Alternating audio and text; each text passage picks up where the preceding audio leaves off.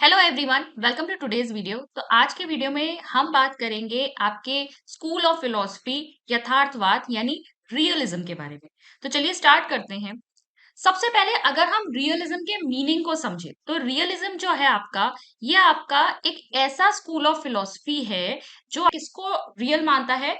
आपके सामने जो प्रत्यक्ष संसार आपको दिख रहा है, जिसे आप अपने सेंसेस के थ्रू महसूस कर सकते हैं, देख सकते हैं, सुन सकते हैं। तो बेसिकली जो भी आप अपने सेंसेस के थ्रू अपने आसपास प्रत्यक्ष देख रहे हैं, वही चीज वो रियल मानता है, वही चीज वो ट्रू मानता है। ठीक है।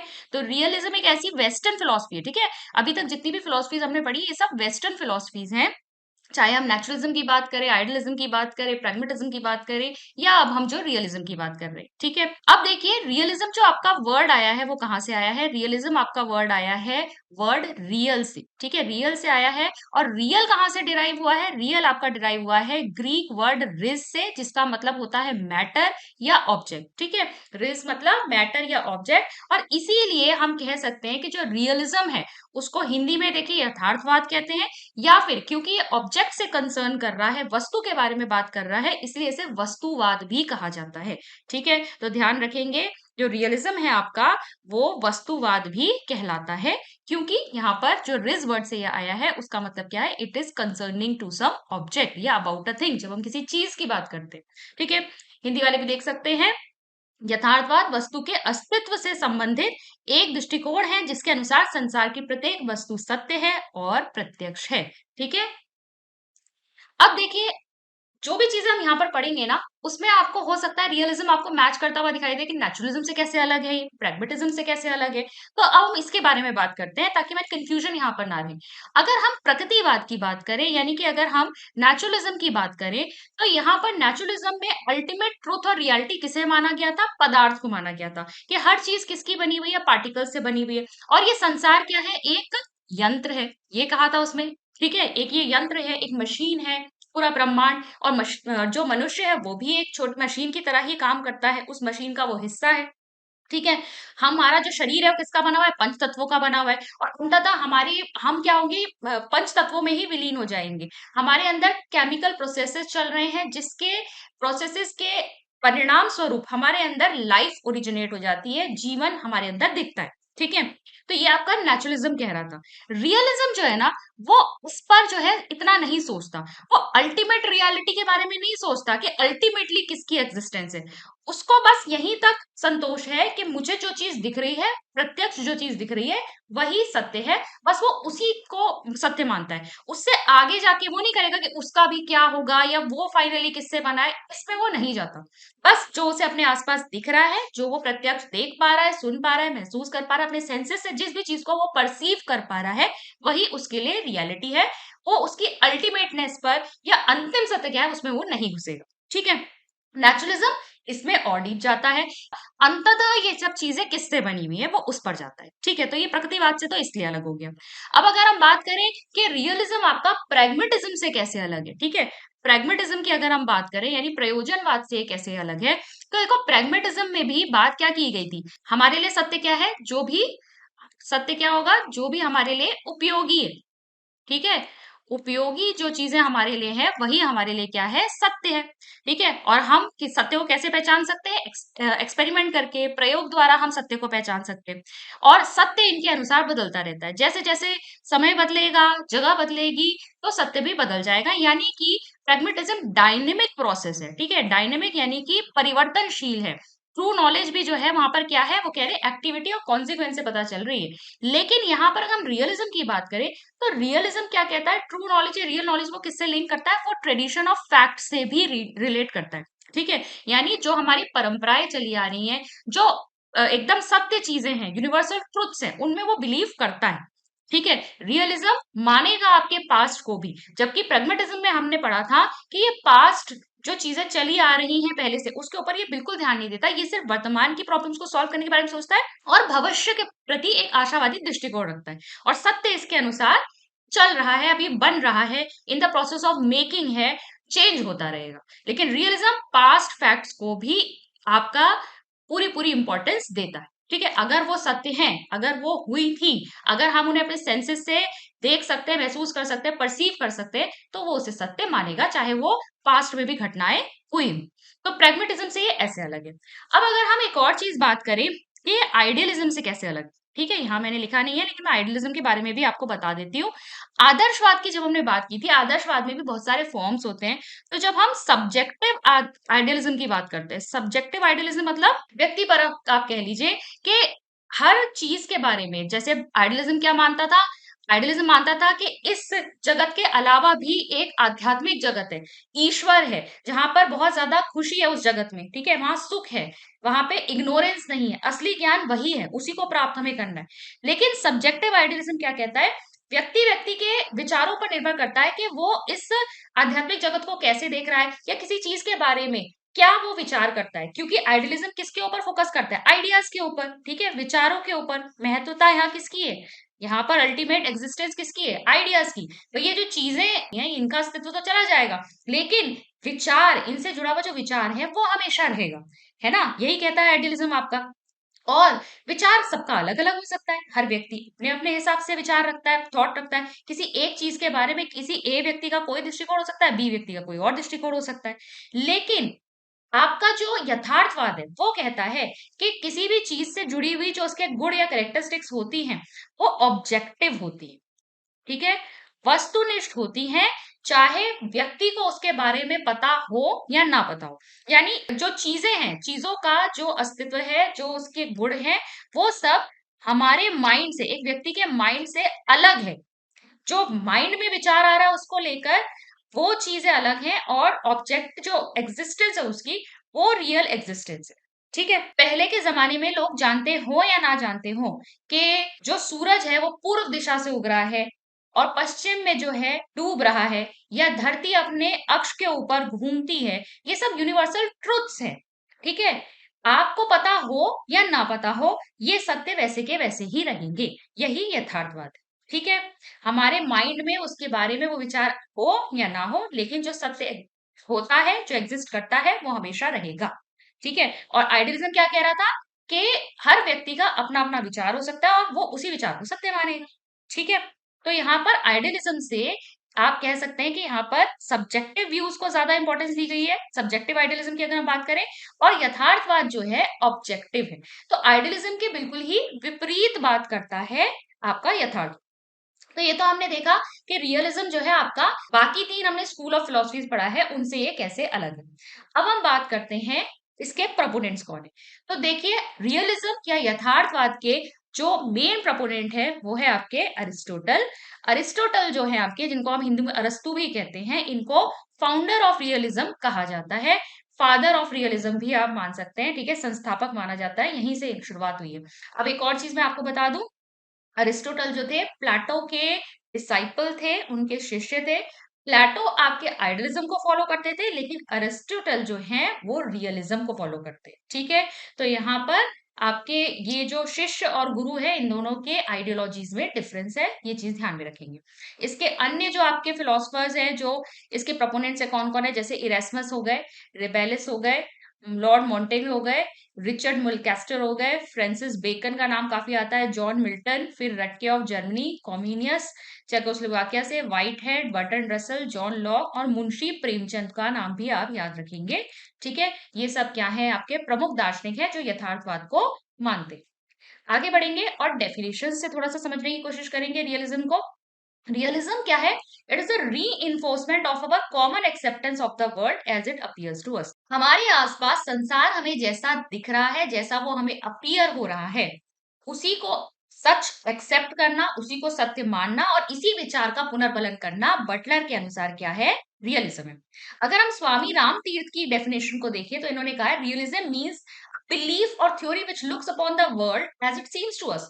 जैसा संसार हमको दिख रहा है बस हम उसी को सत्य माने, यही विश्वास क्या है, रियलिज्म है। और जे.एस. रॉस का भी यही कहना है कि the doctrine of realism asserts that there is a real world of things behind and corresponding to the objects of our perception।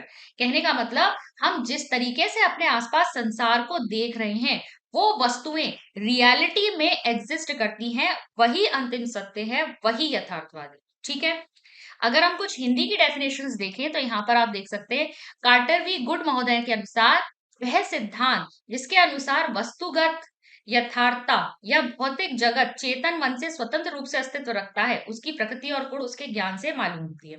तो बेसिकली जो भी हमें ये ऑब्जेक्टिव वर्ल्ड दिखाई दे रहा है, मतलब जो वस्तुएं हमें अपने आसपास प्रत्यक्ष हमें दिखाई दे रही, जो फिजिकल वर्ल्ड हमको दिखाई दे रहा है, इसकी एग्जिस्टेंस हमारे कॉन्शियस माइंड से अलग है। देखिए, मैंने आपको पहले भी बताया था कि हमारे माइंड में हम इस चीज को जानते हो या ना जानते हो, अगर कोई चीज है, किसी चीज को आप देख पा रहे हो, तो वो चीज एग्जिस्ट करती है, उसकी एग्जिस्टेंस है, भले ही हमें इसके बारे में पता ना हो।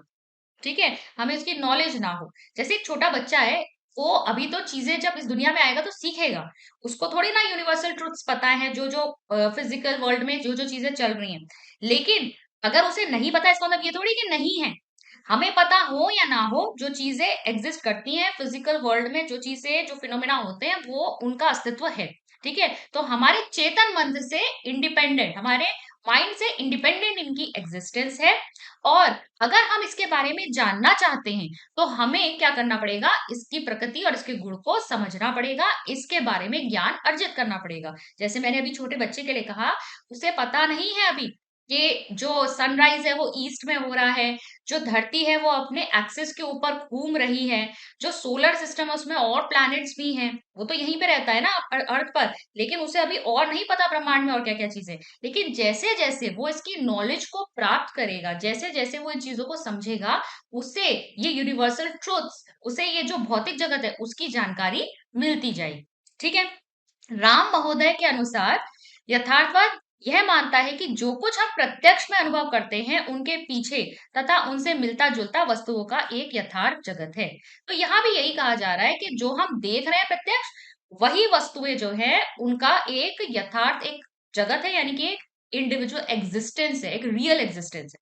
स्वामी रामतीर्थ की डेफिनेशन को हम इंग्लिश में भी देख चुके हैं, नेफ के अनुसार देख लीजिए, यथार्थवाद आत्मगत आदर्शवाद का प्रतिकार है। ठीक है, तो देखो, जो आपका यथार्थवाद है ना, ये आइडियलिज्म का ऑपोज करता है, बिल्कुल विपरीत है उसके, जो सत्य का निवास मानव मस्तिष्क में मानता है। अब इनका क्या कहना था, नेफ कह रहे थे कि भाई आइडियलिज्म तो ये कहता था कि जो सत्य है वो इंसान के विचारों पे निर्भर करता है, जैसा वो चीजों को देख रहा है, तो मानव मस्तिष्क में असली सत्य निवास कर रहा है। ठीक है, जैसा वो जिस चीज के बारे में उसका दृष्टिकोण होगा, क्योंकि वो आइडियाज को ज्यादा महत्व दे रहे हैं, जैसा दृष्टिकोण होगा वही उसके लिए सत्य माना जाएगा। लेकिन यथार्थवाद कहते हैं कि सत्य और वास्तविकता का अस्तित्व है और रहेगा, भले ही किसी व्यक्ति को उनके अस्तित्व का ज्ञान हो या ना हो। ठीक है, इसको भी मैं पहले डिस्कस कर चुकी हूँ। और लास्ट एक ब्राउन की डेफिनेशन देख लेते हैं। यथार्थवाद का मुख्य विचार यह है कि सब भौतिक वस्तुएं तथा बाह्य जगत के पदार्थ वास्तविक है और उनका अस्तित्व देखने वाले से पृथक है। ठीक है, यानी मैं अगर अपने सामने अभी ये जो ऑब्जेक्ट्स देख रही हूँ, तो ये मैं प्रत्यक्ष देख रही हूँ, लेकिन इन ऑब्जेक्ट्स की अपनी एक एग्जिस्टेंस है, जो मेरे परसेप्शन से, जो मैं इनका प्रत्यक्ष एक दर्शन कर रही हूँ, जो मेरे माइंड में एक फोटो बन रही है, उससे अलग इनका एक एग्जिस्टेंस है। यदि उनको देखने वाले व्यक्ति ना हो, तो भी उनका अस्तित्व होगा और वे वास्तविक होंगे। ठीक है, चलिए आगे बढ़ेंगे। अब देखिए, रियलिस्टिक जो आपका एटीट्यूड है, आप बेसिकली हम यथार्थवादी दृष्टिकोण की बात करें तो ये कोई नया दर्शन नहीं। इनका कहना ये है कि ये जब से इंसान बना है ना, तब से यहाँ पर रियलिज्म जो है रियलिज्म की एग्जिस्टेंस है। क्योंकि इंसान तो अपने आसपास प्रत्यक्ष जो चीजें देख रहा है उसी की एग्जिस्टेंस मानता है, ठीक है, उसी को अंतिम सत्य मानता है। तो रियलिज्म बहुत पुरानी फिलॉसफी है। हाउएवर हम ये कह सकते हैं कि इसका ज्यादा डेवलपमेंट, ज्यादा जो इसका विकास हुआ, वो 16th सेंचुरी के एंड आते आते ड्यूरिंग 17th सेंचुरी तक काफी ज्यादा डेवलप ये हो गया था। और ये डेवलप उस समय क्यों हुआ है, क्योंकि सबसे पहला तो यहाँ पर था, it was a protest against the philosophy of idealism. आदर्शवादी जो दर्शन है उसके विरोध में इसका जो है विकास हुआ। क्यों हुआ, देखो, आइडियलिज्म जो है वो आपका किसकी बात करता था, आध्यात्मिक जगत की बात करता था, ईश्वर को प्राप्त करने की बात करता था। ठीक है, तो वो बच्चे को कैसे तैयार कर रहा था, एक अनदर लाइफ के लिए, कि इस जगत के बाद, इस लाइफ के बाद जो एक आपके सामने लाइफ आएगी, उसके लिए वो उसको तैयार कर रहा था। लेकिन इसकी वजह से आदर्शवाद आपको ये नहीं सिखा रहा कि आज करंटली प्रेजेंट आपके सामने जो प्रॉब्लम्स है उनको आप कैसे सॉल्व करोगे। तो प्रैक्टिकल लाइफ में जो उसको समस्या आ रही है उसको नहीं सॉल्व कर पा रहा था। इसीलिए ये जरूरत महसूस हुई कि हमें क्या करना है, हमें बच्चे को प्रैक्टिकल लाइफ में आज वर्तमान स्थिति में किस तरीके से जीना है वो सिखाना है। इसीलिए रियलिस्टिक एटीट्यूड का विकास हुआ। और अगर हम बात करें, दूसरा आपका पॉइंट है डेवलपमेंट ऑफ साइंस। इस समय में आपकी विज्ञान के क्षेत्र में भी नई नई आपकी खोज हो रही थी। आपके गैलीलियो, कोपरनिकस, ग्रेविटी के लॉज, यूनिवर्सल लॉज जो आपके थे वो सब निकल निकल के आ रहे थे। कहीं ना कहीं जो पुरानी मान्यताएं थी वो टूट रही थी। पहले से जितनी भी आपके आइडियलिज्म पहले के जो चीजें बताता था, या जो भी ऐसी ब्लाइंडली आप फॉलो करते थे, पहले जो चीजें मानी जाती थी वो सब क्या हो रही थी, साइंस जब इतना विकसित हो रहा था तो वो उन चीजों को नकार रहा था कि ऐसा नहीं है, रियल ट्रुथ तो ये है। तो यहाँ से जो है कहीं ना कहीं यथार्थवाद और विकसित होता गया। अब आगे बढ़ेंगे और फॉर्म्स ऑफ रियलिज्म की बात करेंगे। तो फॉर्म्स ऑफ रियलिज्म में सबसे पहला आपका है ह्यूमैनिस्टिक रियलिज्म। ठीक है, ह्यूमैनिस्टिक रियलिज्म या फिर मानवतावादी यथार्थवाद। तो मानवतावादी यथार्थवाद आपका क्या कहता है कि ये क्या पढ़ता है, प्रेजेंट प्रॉब्लम्स ऑफ लाइफ, आज वर्तमान जीवन में हमारे सामने क्या समस्याएं हैं उनको ये स्टडी करता है। और इनका मानना ये है शिक्षा वह होनी चाहिए जो हमें इस वास्तविक जगत की समस्याओं को सुलझाने में मदद करे। यानी प्रेजेंट करंटली हमारे सामने जो समस्याएं आ रही है, बच्चा केपेबल होना चाहिए, जब वो शिक्षित है तो वो केपेबल होना चाहिए कि वो अपने वर्तमान समस्याओं को सॉल्व कर सके। अब ह्यूमैनिस्टिक क्या एक्सेप्ट करते हैं, happy living as the aim of human life, कि हमारे जीवन का लक्ष्य क्या होना चाहिए कि ये जो जीवन हम जी रहे हैं वो हम खुशी से जिए, ठीक है, सुख पूर्वक जिए। और इसके लिए ये बहुत ज्यादा रिकमेंड करते हैं कि किस चीज का ज्ञान होना चाहिए, रोमन और ग्रीक लिटरेचर। इन्होंने देखो ये कहा है कि रोमन और यूनानी साहित्य जो है उसको पढ़ो, क्योंकि उसमें सारी वो चीजें डिस्कस की गई हैं जिससे एक व्यक्ति खुश रह सकता है। ठीक है, ये आपका मानवतावादी यथार्थवाद है। अगर हम प्रोपोनेंट्स की बात करें तो आपके ह्यूमैनिस्टिक रियलिज्म के जो प्रोपोनेंट्स हैं उसमें देखो आपके आ जाएंगे इरेस्मस, रिबेलिस और मिल्टन। और देखो इन्हीं के साथ ना इनकी बुक्स भी मैंने लिख दी है, इंपॉर्टेंट बुक्स कौन कौन सी है। तो इरेस्मस की जो है सिस्टम ऑफ स्टडीज और साइक्रोनियनिज्म, और रिबेलिस की है the heroic deeds of Pantagruel and life of Gargantua, और मिल्टन की है ट्रैक्ट्स ऑफ एजुकेशन। तो बेसिकली एजुकेशन से रिलेटेड जो बुक्स है ना उनको तो आप जरूर याद रखिएगा। तो ये इनकी फेमस बुक्स है। आगे आप देख सकते हैं इनकी फोटोज वगैरह लगी है, रिबेलिस, इरेस्मस, जॉन मिल्टन। ठीक है, ये इनकी प्रोपोनेंट्स है ह्यूमैनिस्टिक आपके रियलिज्म के। आगे बढ़ते हैं सोशल रियलिज्म। अब सामाजिक यथार्थवाद आपका क्या कहता है, तो इन्होंने कहा है कि जो इंसान को खुशी है वो कब मिल सकती है, जब वो सोसाइटी में एडजस्ट करता है। ठीक है, तो ह्यूमन बीइंग जो है वो एक सोशल बीइंग है। हम समाज के बिना नहीं रह सकते, हमें रिश्ते नाते, समाज में मान सम्मान, बहुत सारी चीजें चाहिए। हमारा एक सोशल सर्कल होता है जिसमें हम खुशी से रह सकते हैं। तो जब हम सोसाइटी के साथ, सोसाइटी के नॉर्म्स के साथ एडजस्ट करते हैं तभी हमें रियल हैप्पीनेस मिल पाती है। ठीक है, तो एजुकेशन का पर्पस इनके अनुसार क्या होना चाहिए, एजुकेशन का पर्पस इनके अनुसार होना चाहिए according to social realist is to prepare the practical man of the world. Practical man of the world मतलब जो व्यक्ति संसार में, सोसाइटी में जो प्रैक्टिकल प्रॉब्लम्स उनको सॉल्व करते हुए जी सके, एडजस्ट कर सके। ठीक है, उसे उन्होंने कहा है कि ये हमारी एजुकेशन का पर्पस होना चाहिए। हमें शिक्षा वह है जो इंसान को एक व्यवहारिक संसार के लिए या जीवन के लिए तैयार कर पाए। इसके अलावा इन्होंने जो तरीके बताए वो क्या बताए कि ट्रैवलिंग करनी चाहिए। ठीक है, बहुत ज्यादा सफर करना चाहिए, घूमना चाहिए, चीजें सीखनी चाहिए, लर्न करनी चाहिए। और साथ ही साथ इन्होंने कहा है कि जो टीचिंग मेथड है वो कैसा होना चाहिए, जो बच्चे की जो नेचुरल टेंडेंसीज हैं उसको डेवलप करे, जो व्यक्ति के अंदर अपनी प्राकृतिक प्रकृतियां, इंटरेस्ट है, रुचियां हैं, कैपेबिलिटीज हैं, क्षमताएं हैं, उनका विकास करे, ऐसी होनी चाहिए शिक्षा। और टीचिंग मेथड भी ऐसे ही होना चाहिए जो बच्चे की इननेट फैकल्टीज को आगे बढ़ाए। अगर हम इनके प्रोपोनेंट्स की बात करें तो लॉर्ड मोंटेन आपके ये आ जाएंगे इसमें, और जॉन लॉक। और इसमें देखिए आपके बुक्स भी मैंने यहाँ लिख दी है, जैसे आपके लॉर्ड मोंटेन की है of pedantry, of the education of the children, of the affection of father to their children, और जॉन लॉक की है सम थॉट्स कंसर्निंग एजुकेशन। इसके अलावा ये आप देख सकते हैं इनकी फोटोग्राफ्स हैं। चलिए सेंस रियलिज्म की बात करें, इंद्रिय यथार्थवाद। ठीक है, सेंस मतलब इंद्रिया। अब सेंस रियलिज्म क्या कहता है कि इंसान को खुशी कब मिल सकती है, जब वो अपने आसपास जो मैटर है, जो रियल में एग्जिस्ट कर रहा है, जो वस्तुएं हैं, उनकी नॉलेज को वो गेन करे। ठीक है, उनका ज्ञान उसे मिले, तब वो रियल खुशी जो है वो फील कर पाएगा। और ये ज्ञान हमें किसके द्वारा मिल सकता है? हमें अपने सेंस ऑर्गन्स को यूज करके मिलेगा, क्योंकि अपने सेंस ऑर्गन्स को यूज करके ही हम अपने आसपास की चीजों को देख पा रहे हैं, सुन पा रहे हैं, समझ पा रहे हैं, महसूस कर पा रहे हैं। ठीक है, तो ये जो सेंस ऑर्गन्स हैं, इनकी ट्रेनिंग बहुत ज्यादा जरूरी है। तो सेंस रियलिज्म जो है, इसमें शिक्षा कैसी होनी चाहिए? ट्रेनिंग ऑफ सेंसेस पर, यानी हमें अपने सेंसेस को ट्रेन करना है, तभी जो है हम आसपास की नॉलेज को गेन कर पाएंगे। ठीक है, ज्ञान हम तभी अर्जित कर पाएंगे। एजुकेशन का नेचर इन्होंने बताया है क्या होना चाहिए? ऑब्जर्वेशन, अवलोकन करो। साइंस, विज्ञान के जरिए जो है अपने आसपास की चीजों को समझने की कोशिश करो। ठीक है, और लैंग्वेज और लिटरेचर को ये बहुत ज्यादा इंपॉर्टेंस नहीं देते। टीचिंग मेथड्स इन्होंने कैसे बताए? Scientific method, inductive, observation, analysis, synthesis, ये सारे टीचिंग मेथड बताए, जिसमें से इंडक्टिव मेथड जो है आपका, वो किसके द्वारा दिया गया है? बेकन के द्वारा दिया गया। ये इनके प्रोपोनेंट्स हो गए, मलकैस्टर हो गए, फ्रांसिस बेकन हो गए, रटके हो गए, कॉम्युनिस्ट हो गए। मलकैस्टर जो है एलिमेंटरी और पोजीशन, दो बुक्स इन्होंने लिखी है, फ्रांसिस बेकन की New Atlantis, advancement of learning, और रटके ने कहा था senses are gateway of knowledge. अच्छा, इन्होंने कहा जरूर है कि senses are gateways of knowledge, but ये जो चीज है आप इसे किससे जोड़ेंगे? अगर आपके एग्जाम में पूछा जाता है तो नेचुरलिज्म से ही जोड़ेंगे इसको, क्योंकि नेचुरलिज्म में ही ये चीज बोली गई है। ठीक है, चलिए, अब रटके ने ना कुछ फॉर्मूला भी दिए थे कि किस तरीके से पढ़ाई करानी चाहिए, एजुकेशन कैसी होनी चाहिए। तो उसमें देखिए इन्होंने क्या कहा था? Teach only one subject at a time. ठीक है, एक बार में एक ही जो सब्जेक्ट है, विषय है, उसे पढ़ाओ। Medium of instruction mother tongue रखने की बात करते हैं ये। नेचर को फॉलो करो। नेचर को फॉलो करो मतलब जो प्राकृतिक बच्चे की जो उसकी करेक्टरिस्टिक्स है, जो उसके अंदर क्वालिटीज है, उसको जो है उसके अनुसार बच्चे को सिखाओ। Learning should not be based on rote memory. रट के नहीं सीखना है। ठीक है, रटने पर आधारित नहीं होनी चाहिए ये आपकी लर्निंग।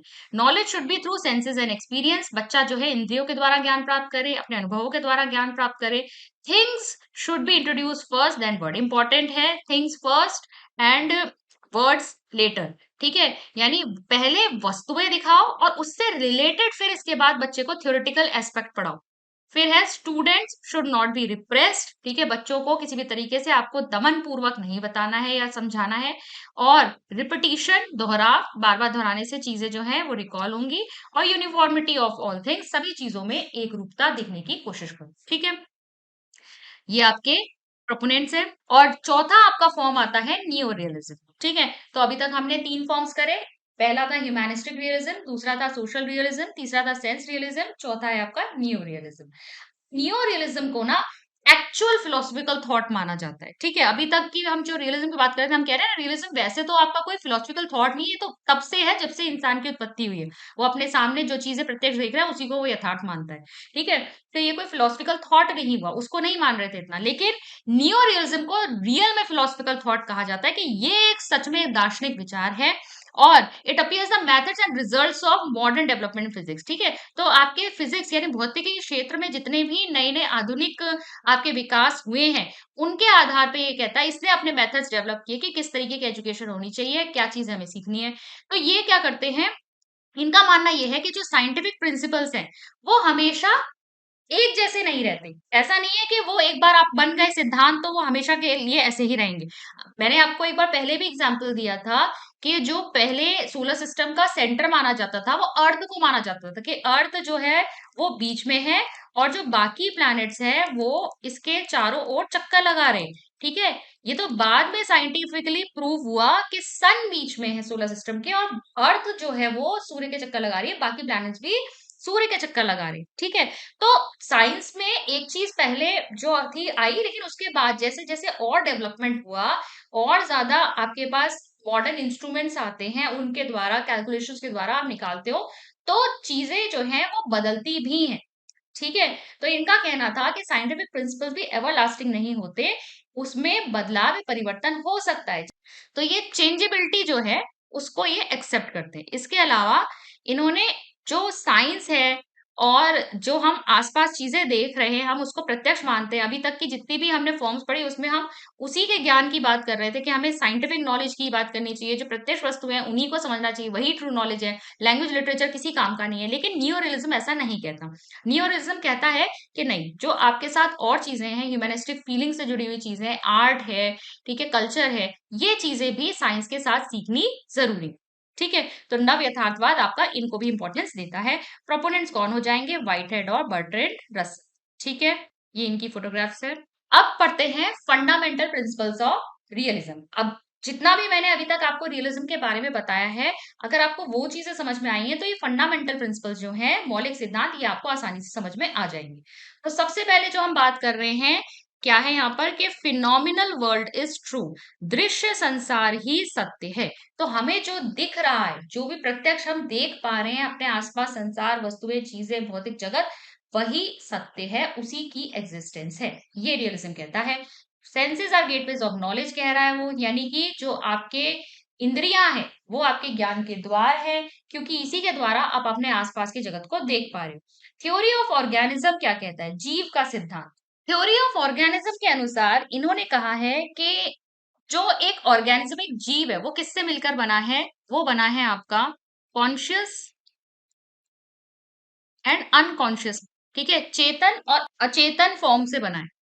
इसके अनुसार जो माइंड है आपका, जो माइंड है वो किसका फंक्शन है? वो एक ऑर्गेनिज्म का फंक्शन है। ठीक है, एक लिविंग बीइंग जो है वो किसके द्वारा आया है? इवोल्यूशन का जो प्रोसेस आपका चल रहा है, इवोल्यूशन के प्रोसेस में जो जीव है वो इस इवोल्यूशन के प्रोसेस में उत्पन्न होते जा रहे हैं। ठीक है, तो अल्टीमेटली उन्होंने क्या बताया कि अल्टीमेट रियलिटी एक्चुअली क्या है? The process of change. ये जो इवोल्यूशन का प्रोसेस, हम हमेशा से ऐसे थोड़े थे।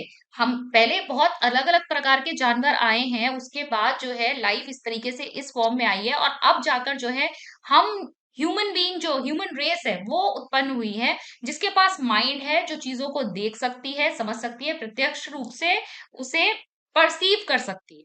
ठीक है, तो इनका मानना था कि थ्योरी ऑफ ऑर्गेनिज्म, ऑर्गेनिज्म का भी जो जन्म है वो इस प्रोसेस ऑफ इवोल्यूशन के तहत हुआ है, और हमारे अंदर जो माइंड है, जो कि इस ऑर्गेनिज्म का फंक्शन है, उसके द्वारा हम क्या कर सकते हैं? अपने आसपास के जगत को प्रत्यक्ष रूप से समझ सकते हैं, देख सकते हैं, सुन सकते हैं, महसूस कर सकते हैं। तो इस यूनिवर्स या इस ब्रह्मांड का अल्टीमेट सत्य क्या बताया है? प्रोसेस को इन्होंने अल्टीमेट रियलिटी कहा है, इवोल्यूशन प्रोसेस को। ठीक है, और इस इवोल्यूशन प्रोसेस में जैसे जैसे चीजें चेंज होती जा रही हैं, वैसे वैसे ऑर्गेनिज्म नए नए आते जा रहे हैं। ठीक है, थ्योरी ऑफ ऑर्गेनिज्म यहाँ पर ये कहती है। ऑपोजिशन ऑफ आइडियलिज्म, देखिए इसकी बात मैंने पहले भी आपको बताई थी कि आइडियलिज्म जो है वो दूसरे जगत की तैयारी करवाता है, एक आध्यात्मिक जगत है जहाँ ईश्वर है, जहाँ बहुत ज्यादा खुशी है, सुख है, और वो बच्चों को भी यही सिखाता है कि तुम्हारा अल्टीमेट एम क्या है, कि हमें उस जगत के लिए अपने आप को तैयार करना है, अल्टीमेटली हमें इस जगत को छोड़कर उस जगत पे पहुंचना है, ईश्वर को प्राप्त करना है। लेकिन हम इसके द्वारा अपनी वर्तमान समस्याओं को नहीं सुलझा सकते, और इसीलिए कहीं ना कहीं रियलिज्म आया। Development of man is according to regularity of the world. इंसान का विकास भी कैसे होगा?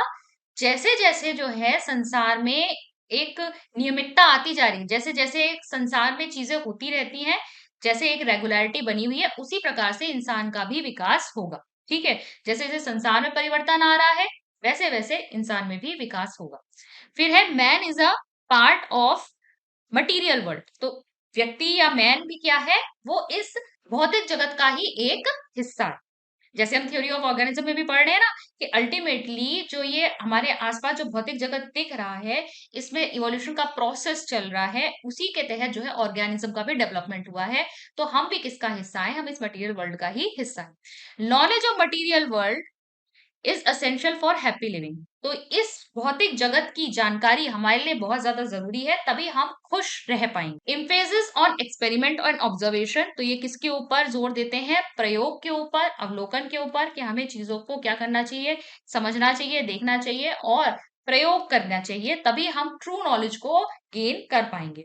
And emphasis on present practical life of man, जो हमारी आज की व्यवहारिक जीवन है जो आज का हमारा, हमें उसके बारे में सोचना चाहिए कि हम उसकी प्रॉब्लम्स कैसे सॉल्व कर सकते हैं, अपने वर्तमान जीवन की समस्याओं को कैसे सुलझा सकते हैं, इसको हम सोचें और समझें। नेक्स्ट देखेंगे कैरेक्टरिस्टिक्स ऑफ रियलिस्टिक एजुकेशन। तो यथार्थवादी शिक्षा की विशेषताएं क्या होंगी? तो जब हमने फंडामेंटल प्रिंसिपल समझ लिए हैं, तो देखिए यहाँ से जो शिक्षा निकल के आ रही है कि किस तरह की शिक्षा होनी चाहिए, वो भी आपकी इन प्रिंसिपल से ही डिराइव हुई है। तो सबसे पहले तो ये बात करते हैं कि it should be based on science, तो विज्ञान पर आधारित होनी चाहिए, क्योंकि विज्ञान के द्वारा ही हम क्या कर सकते हैं? प्रयोग कर सकते हैं, ऑब्जर्व कर सकते हैं, चीजों को एक साइंटिफिक एटीट्यूड के साथ देखकर नॉलेज को अपने अंदर ले सकते हैं। फिर इन phases of present life of child, क्योंकि ये बच्चे की वर्तमान समस्याओं को सुलझाने के ऊपर बल देती है, तो इन्होंने क्या कहा है कि बच्चा आज वर्तमान में किस तरह का जीवन जिएगा उसके ऊपर आपको जोर देना चाहिए। वैसी ही शिक्षा आपको सिखानी चाहिए जो बच्चे की प्रेजेंट लाइफ को बेहतर बना सके। फिर emphasis on experiment and applied life, ठीक है। प्रयोगों के ऊपर इन्होंने बल दिया है कि प्रयोग कर करके बच्चा जो है वो नॉलेज को गेन करे, और सिर्फ गेन नहीं करना है, नॉलेज को बस रख नहीं लेना है, अपने जीवन में उसको अप्लाई कैसे करना है ये भी बच्चे को सिखाना है। तो इम्फेसिस होना चाहिए किस पर? एक्सपेरिमेंट पर भी, और कैसे हमें अपने जीवन में उसको उपयोग करना है, उसका कैसे यूज करना है वो भी पता होना चाहिए। इसके अलावा ये कहते हैं opposition of bookish knowledge, not word but things. देखिए ये मैंने आपको बताया था, एक स्लोगन है, आपको ये याद रखना पड़ेगा कहाँ से आया है, रियलिज्म से आया है, इस तरह का क्वेश्चन पूछा जा सकता है। तो बुकिश नॉलेज, किताबी ज्ञान को ये बिल्कुल ही इसका विरोध करते हैं, और इनका कहना था कि वर्ड से पहले क्या बताओ बच्चे को, थिंग्स से उसे अवगत कराओ, कि आसपास जो चीजें हैं पहले उसे वो दिखाओ, वो समझाओ, और उससे फिर जोड़कर थियोरेटिकल नॉलेज दो।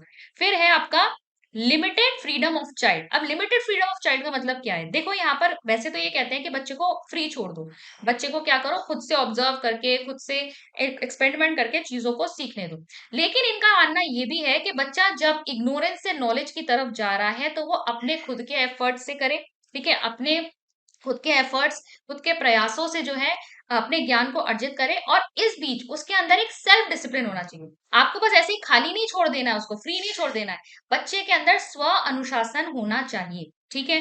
फिर emphasis on training of senses, क्योंकि हमें अपने आसपास की जो नॉलेज है किसके द्वारा गेन करनी है, अपने इंद्रियों के द्वारा ही गेन करनी है, तो सेंसेस को ट्रेन करना यहाँ पे जरूरी है।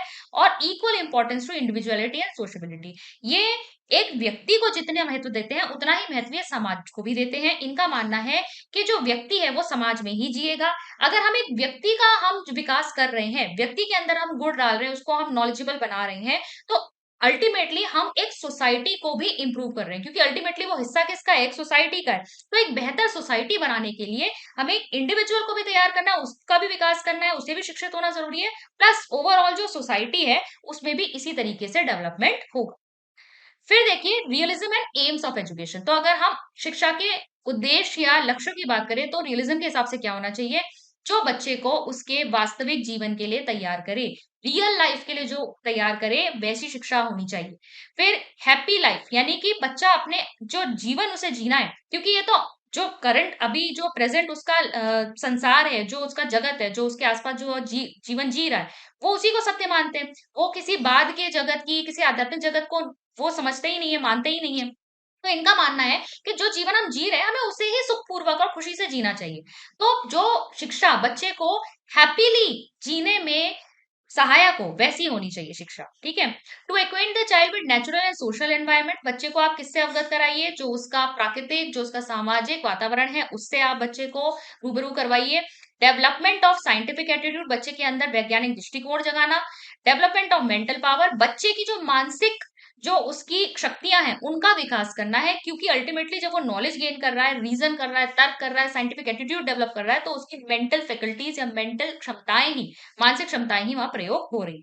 Development of training of senses, ठीक है, यहाँ पर आपके जो सेंसेस, ज्ञान इंद्रिया, जिनके द्वारा आपको चीजें जो है अपने अंदर लेनी है, नॉलेज गेन करनी है, तो सेंसेस है वो, तो सेंसेस को ट्रेन करना जरूरी है। और वोकेशनल एजुकेशन की बात करते हैं, भाई वर्तमान जीवन में अगर हमें अपने जीवन को सुखपूर्वक जीना है तो उसके लिए हमें अपनी लाइवलीहुड अर्न करनी पड़ेगी, हमें पैसे कमाने हैं, तो उसके लिए इन्होंने कहा है कि वोकेशनल एजुकेशन बहुत इंपॉर्टेंट है।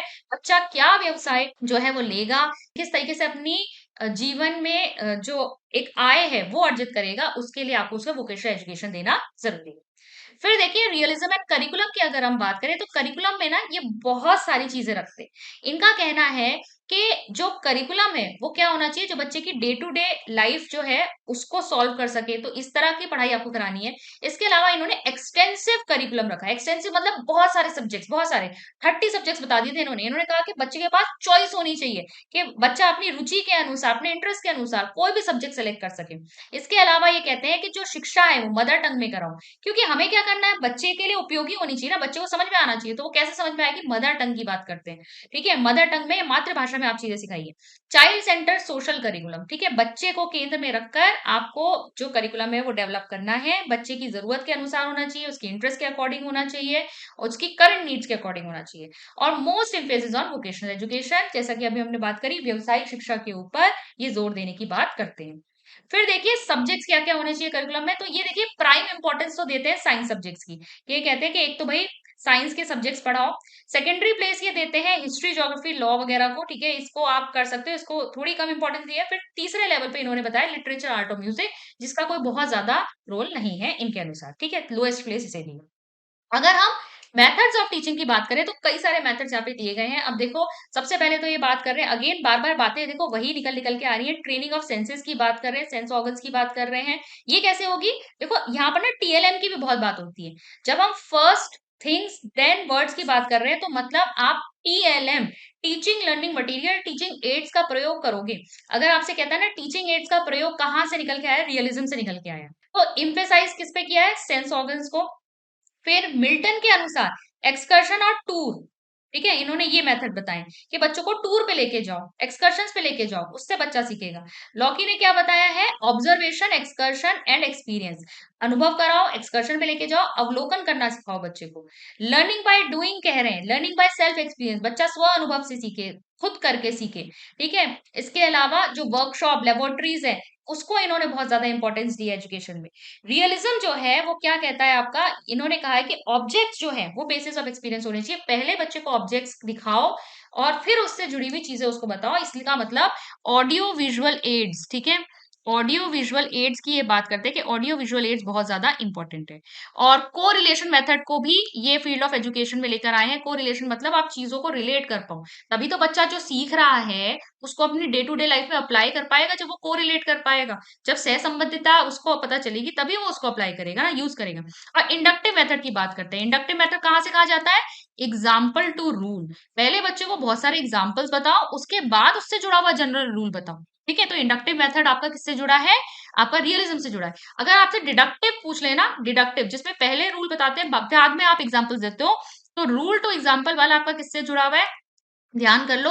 अगर इस तरह का क्वेश्चन आता है तो ये आइडियलिज्म से जुड़ा है, ठीक है। आइडियलिज्म क्या कहता है, आइडियलिज्म में गुरु पहले क्या बताते हैं, नियम वगैरह बताते हैं ना, उसके बाद अब एग्जाम्पल देते हो। तो यहाँ पर क्या है आपका डिडक्टिव मेथड आइडियलिज्म से जुड़ा है और इंडक्टिव मेथड किससे जुड़ा है आपका, रियलिज्म से। रियलिज्म एंड डिसिप्लिन की अगर हम बात करें तो देखो रिप्रेशनिस्टिक डिसिप्लिन के तो बहुत अगेंस्ट है। इनका कहना है दमनकारी, आपको जो अनुशासन है वो उसका उपयोग नहीं करना है, बच्चे को किसी भी तरीके से आपको दमन की नीति नहीं अपनानी है, उसके लिए उसको दंड नहीं देना, उसको ऊपर जो है थोपना नहीं है आपको बाहर से रूल्स को। बच्चे के अंदर सेल्फ डिसिप्लिन होना चाहिए, स्व अनुशासन, तभी बच्चा जो है जो अपने आसपास का वातावरण है उसके साथ एडजस्ट कर पाएगा। टीचर का काम होना चाहिए कि सिंपेथेटिकली, सहानुभूति पूर्वक बच्चे के साथ डील करे, उसको प्रोत्साहित करे, उसे प्रेरित करे। और जब बच्चा ये कार्य कर रहा होता है तभी बच्चे के अंदर सेल्फ डिसिप्लिन जनरेट हो जाता है। इसका मतलब किस तरह के डिसिप्लिन की बात करते हैं, इंप्रेशनिस्टिक, प्रभाववादी, यानी कि प्रभावकारी आप कह सकते हो, जहां टीचर भी खुद जो है बहुत डिसिप्लिन वे में एक्ट करता है बच्चों के सामने, जिससे कि बच्चे उससे प्रभावित होकर अपने जीवन में भी डिसिप्लिन को ले आते हैं।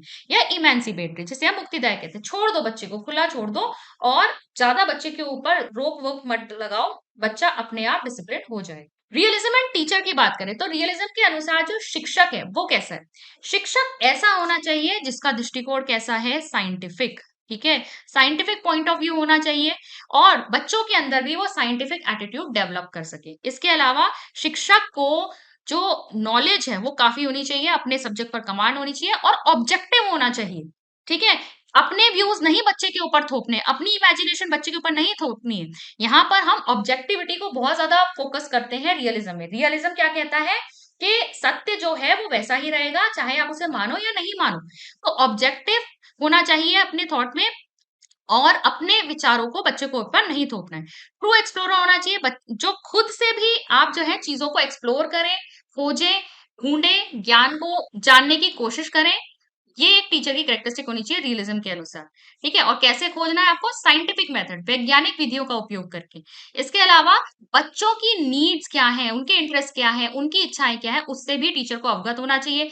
चाइल्ड साइकोलॉजी, एडोलेसेंट साइकोलॉजी का भी टीचर को ज्ञान होना चाहिए। तो यहाँ पर टीचर के लिए क्या कहा गया है टीचर बच्चों के सामने ऑब्जेक्ट्स को प्रेजेंट करे और उसके बाद उससे जुड़ी हुई इंफॉर्मेशन बच्चों को दे और कोशिश करे कि बच्चों के लिए ऐसा वातावरण क्रिएट करे, ऐसे एक्सपीरियंसेस क्रिएट करे जहां पर बच्चे अपने अनुभव से सीख पाए।